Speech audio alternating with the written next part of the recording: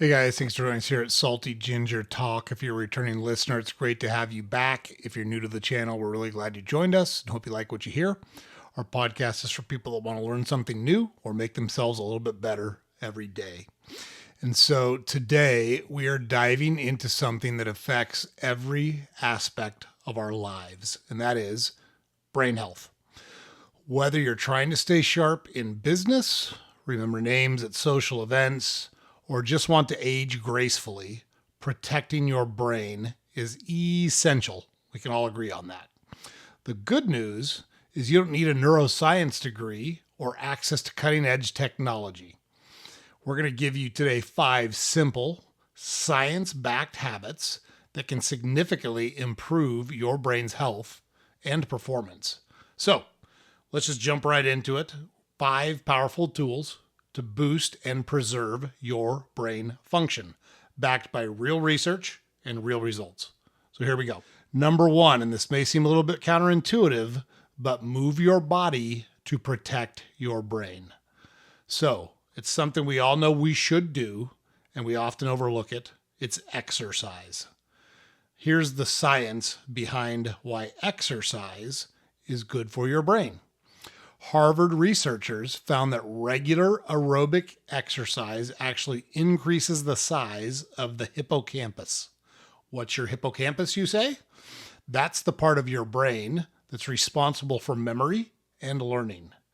And get this, just 30 minutes of brisk walking 5 times a week can produce cognitive benefits. Exercise boosts blood flow, reduces inflammation, and encourages the release of growth factors like BDNF.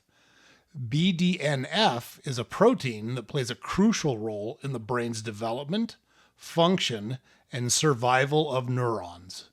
You can think of it like Miracle-Gro for your brain cells. So, real world example of exercise being really good for your brain health. Charles Eugster, a man who started bodybuilding in his 80s, went on to become a world champion sprinter in his 90s. He credited his workouts with keeping his brain just as sharp as his body. So the work he did in exercise absolutely helped his brain function as well as kept his body healthy. So, how do you implement this so that you'll stick to it? The trick here is not to overthink it and not to make it difficult.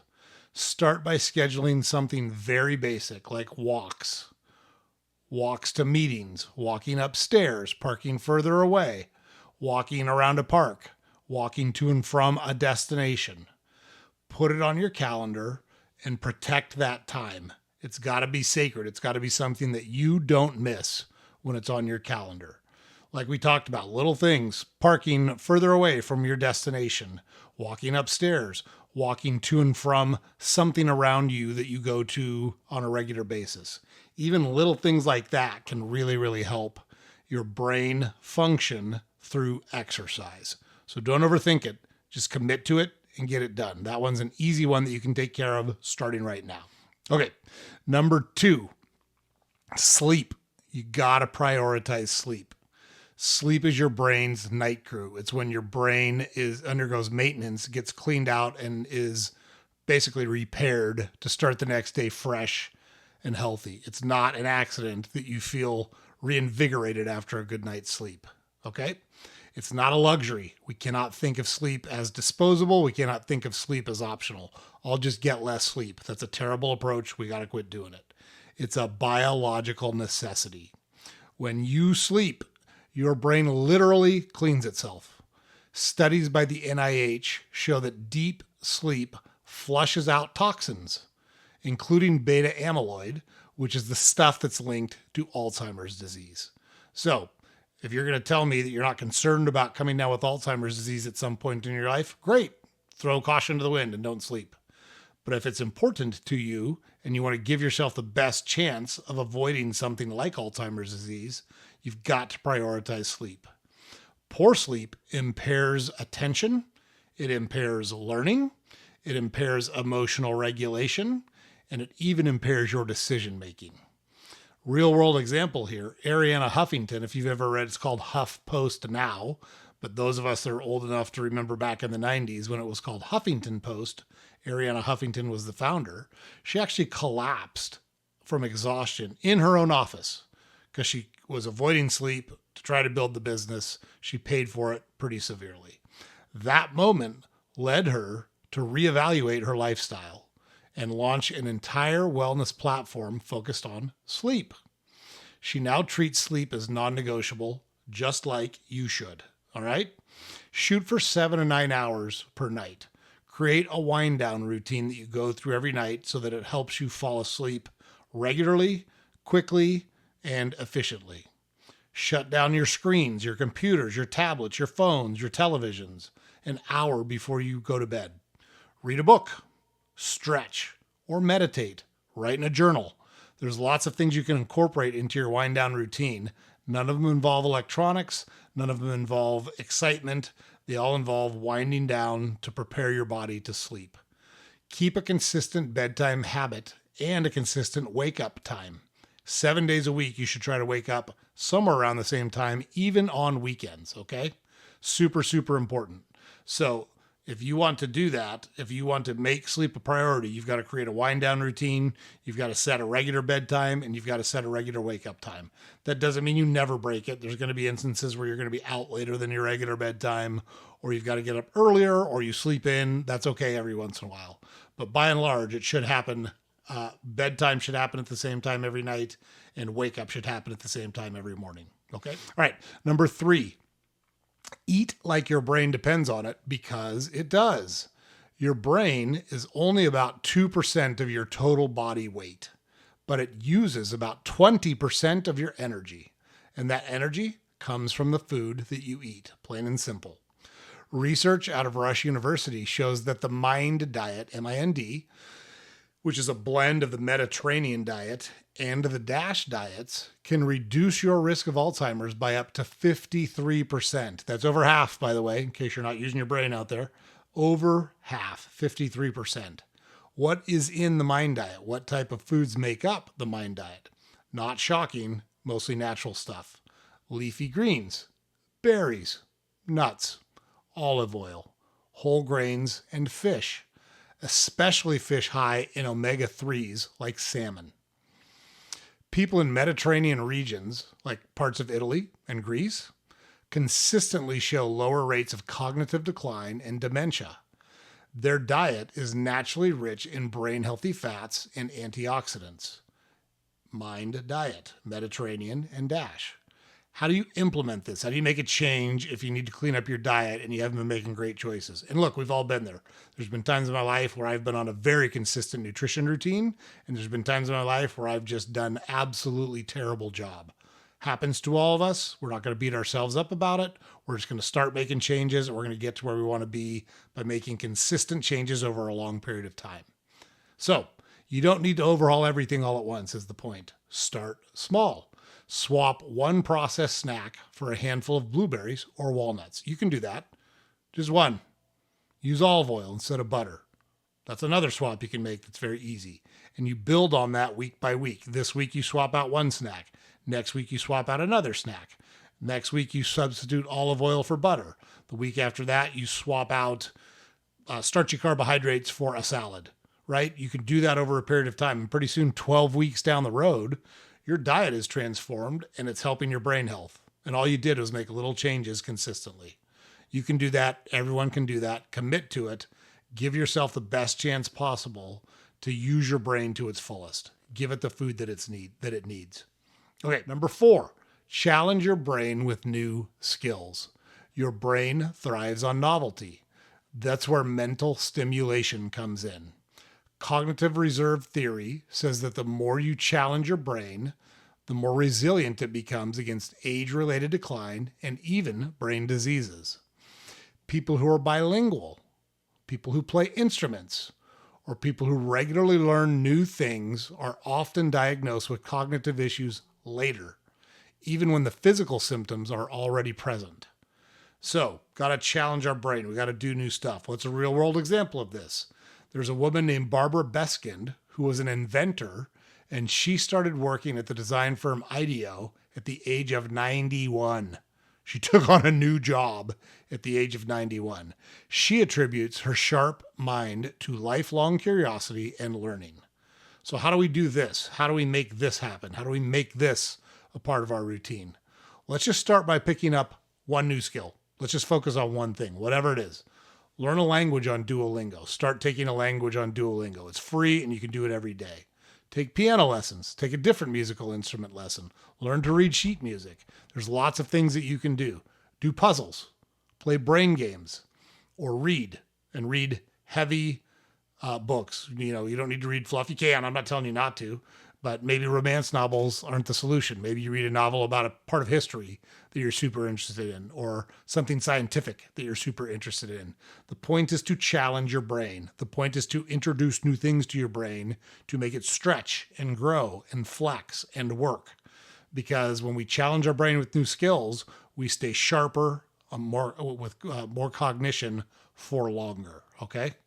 So that's what we want to do. Watching a documentary with a notebook and taking notes, that can stimulate your brain in a new way. There's lots of ways to do it, but you have to commit to challenging your brain on a regular basis. And it's little incremental steps. It's not big, huge leaps and bounds that are going to get this done. It's incremental steps. It's incremental changes over long periods of time that are going to get you where you want to be. So you don't need, Rome wasn't built in a day. You're not going to make all these changes at once. You're not going to try to make all these changes at once because you're going to set yourself up for failure and then you're going to quit. So make small changes over periods of time. We gave a bunch of examples. You can do whatever you want. The point is challenge your brain to do new things on a regular basis. You'll thank us for it later. And last, stay connected socially, not just digitally. It's one of the biggest challenges we have in our society now is we've replaced person-to-person interaction with social media and digital interaction. Not saying it's all bad. You're watching us on some or listening to us on some version of social interaction. So, we're not saying don't do it. We're saying it's not enough. There's got to be more. There's got to be real human connection. So, we're talking about relationships. According to the 80-plus year Harvard study of adult development, the biggest predictor of cognitive health and happiness is not cholesterol levels, it's not income, it is strong, meaningful relationships. So for those that don't know, Harvard started following a group of people. I think it was about 3,000 people, but they started following them 80 years ago. So this is a long, long study. This is not anecdotal. This is not the trials we went through for the COVID vaccine. This is over an 80-plus year period, all right? Strong, meaningful relationships was by far the best predictor for long-term cognitive health. Loneliness is another problem. The Lancet Public Health Journal found it increases your risk of dementia by 26%. And there's no reason to be lonely. There's lots of people out there that will and want to connect with you. So our real-world example here is in Okinawa, Japan. That is a blue zone where people live extraordinarily long lives. The elders in Okinawa stay mentally sharp thanks to daily social rituals, community groups, and deep family ties. Deep, meaningful relationships like we're talking about. So, how do we implement this in our everyday life? So let's just start simple. Let's text a friend. Let's text an acquaintance. Let's text someone in our family. Let's call someone while we're doing dishes or while we're cleaning the house. Join a club. Take a class. Maybe you volunteer once a week. All of those provide human connection, and human connection protects your mind more than any supplement ever can. So it's great to take the ginkgo biloba. It's great to take all the other things that are supposed to help with your brain health. We're not telling you not to do that. What we're telling you is interaction with other humans on a regular basis, meaningful interaction, is one of the single best things you can do. It's one of the things we love about our podcast. We're setting up tons and tons of interviews with super interesting people who are going to come on and talk about their lives, good things that happened, bad things that happened, what they learned from both, the mental tools that they've developed to cope with hard times, to fight through adversity, and to build meaningful lives for themselves. So we're trying to bring you some version of that as well. And it's super, super important. I can't stress it enough. Deep, meaningful relationships, single best thing you can do for your long-term brain health. Okay, so let's just recap real quick the 5 science-backed habits that protect your brain. Number 1, move your body. Exercise grows your brain. Number 2, prioritize sleep. Let your brain detox and clean itself overnight. Number 3, eat for clarity. Give your mind premium fuel.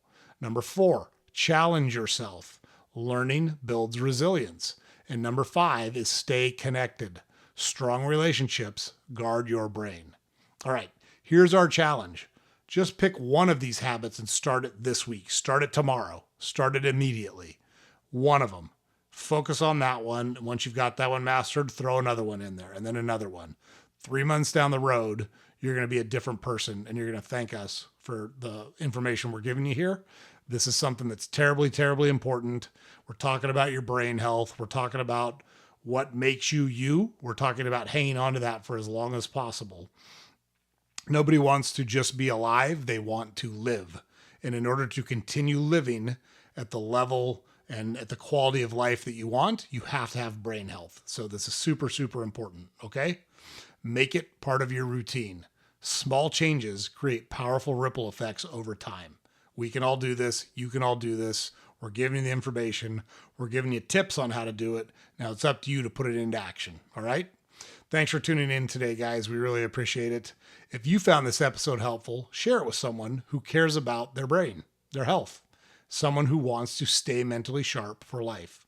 They could get a lot out of this. So we appreciate you guys checking it out. Okay, guys, that's it. Look, James puts it up over here every day. Head over to our website, saltygingertalk.com. All of our podcast episodes are there. All links to our social media accounts are there. And we publish a newsletter every weekday that you can subscribe to there. Also, please like, share, comment, subscribe to our podcast on whatever platform you consume it on. It is super, super helpful for us if you can do that. Really appreciate you checking out the channel. This episode's going to air on a Thursday. We're almost home, one more day, and we got another weekend where we can go out and do some fun stuff. Hope your week's going well. Finish it strong. Commit to your brain health. Commit to making these changes. You're going to thank us in the long run. Appreciate you guys checking us out. We'll see you on the next episode.